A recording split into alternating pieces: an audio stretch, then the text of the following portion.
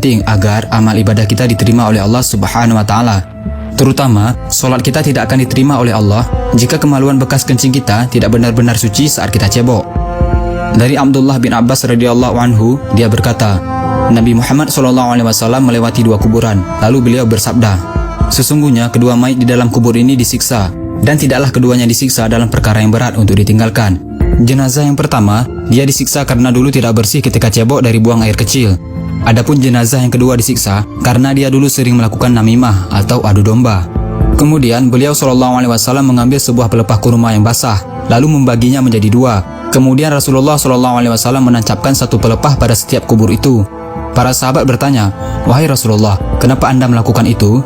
Beliau menjawab, semoga Allah meringankan siksa kubur keduanya selama pelepah kurma ini belum kering. Hadis riwayat Bukhari dan Muslim.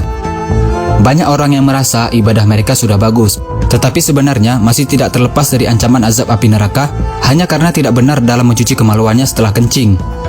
Pada suatu hari, Sayyidina Abu Bakar pernah hendak menyolatkan mayit seorang laki-laki, tetapi tiba-tiba tersentak dengan suatu benda yang bergerak-gerak dari dalam kain kafan lelaki tersebut. Lalu disuruhnya seseorang untuk membukanya. Alangkah terkejutnya, ada seekor ular yang sedang melilit kepala kemaluan mayat lelaki tersebut.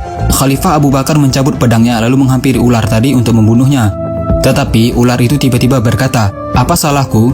Karena aku diutus oleh Allah untuk menjalankan tugas yang diperintahkannya. Setelah diselidiki perbuatan laki-laki tersebut semasa hidupnya, ternyata dia merupakan orang yang menyepelekan dalam hal menyucikan kemaluannya setelah selesai membuang air kecil atau kencing. Jadi sebenarnya bagaimana sih caranya membersihkan kemaluan kita dengan benar? Lelaki dan wanita berbeda caranya. Bukan hanya sekedar dibasuh dengan air dan asal-asalan begitu saja. Cara cebok yang benar untuk laki-laki adalah setelah membuang air kecil disunahkan untuk berdehem 3 kali, yaitu supaya air kencing betul-betul sudah habis keluar. Setelah itu, urutlah kemaluan dari pangkal hingga ujung beberapa kali dengan menggunakan tangan kiri, agar tidak ada lagi air kencing yang tertinggal di dalam saluran. Kemudian basuhlah kemaluan dengan air sampai bersih. Dan cara cebok yang benar untuk perempuan, silahkan kalian bisa bertanya kepada ustazah terdekat, agar tidak salah lagi saat cebok dan malah mendapatkan siksa kubur. Sudah benarkah cara membersihkan kemaluan kita selama ini? Kalau belum benar, mari sama-sama kita betulkan agar kita terhindar dari siksa kubur dan siksa neraka.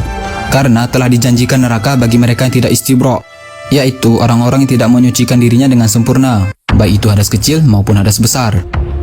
Rasulullah SAW bersabda, barang siapa yang menyampaikan satu ilmu saja dan ada orang yang mengamalkannya, maka walaupun yang menyampaikannya sudah meninggal, maka dia akan tetap mendapatkan pahala. Ada beberapa catatan yang harus kita ingat. Tidak ada kata malu dalam urusan menyampaikan kebenaran agama. Dan jangan beranggapan ilmu fikih itu jorok, karena